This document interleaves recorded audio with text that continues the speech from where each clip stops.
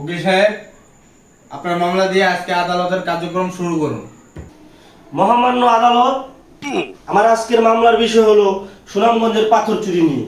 যে মামলার প্রধান আসামি কুখ্যাত সন্ত্রাসী মোহাম্মদ সাদিক আমার সামনে দাঁড়ানো। মহামান্য আদালত, তার থেকে বড় বিষয় হলো ওকে 5 দিনের রিমান্ডে নেওয়ার পর জানতে পেরেছি ওদের তারপর একটি প্ল্যান আছে, যেটা হলো কক্সবাজারের সকল বালু চুরি।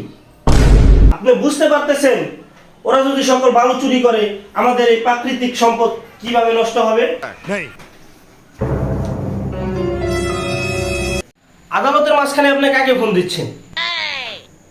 আরে, আগামী মাসে কক্সবাজার যাওয়ার একটা প্ল্যান রাখছিলাম।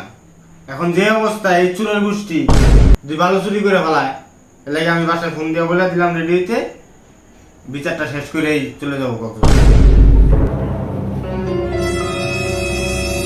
তুমি আবার কাকে ফোন দিচ্ছ? জানি না স্যার, আমি তো আবার স্যার সাজেক যাওয়ার প্ল্যান করেছিলাম। ওদের তো স্যার কোনো বিশ্বাস নাই। ওরা যদি সব পাহাড় কাইটা নিয়ে আসে তাহলে তো আমি আর ঘুরতে পারবো না সুন্দর করে। স্যার, তাহলে আপনি কক্সবাজার গেলে আমি সাজেক যাবো কালকে।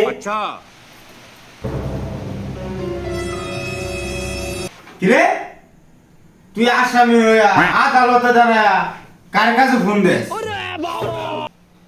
আরে স্যার, আমি তো রাজনীতি করি, রাজনীতিবিদ। আপনার একটা মামলা দিবেন, কয় বছর জেল দিবেন, আমি 2 দিন পরে ঠিকই জেলতে বাইরে যাবো, বুঝলেন নাই?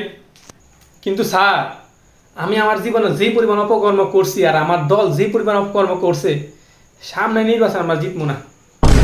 স্যার, নির্বাচনে না জিতলে তখন তো আবার দেশ ছেড়ে পলাইতে হবে, বুঝলেন নাই?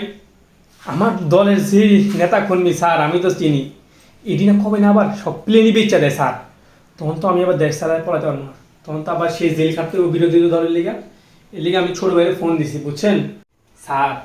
ছোট ভাই অলরেডি কিছু প্লেন বুকিং করতেছে, খালি জামিন পামু, জামিন পাওয়ার লগে লগেই দেশ ছেড়ে পলামু। নেন স্যার, স্যার আপনারা আপনাকে মামলা দেন, কদিনের জেল দিবেন দেন, আমার উকিল বাইরে দাঁড়ায় আছে আমার জামিনের লিগা।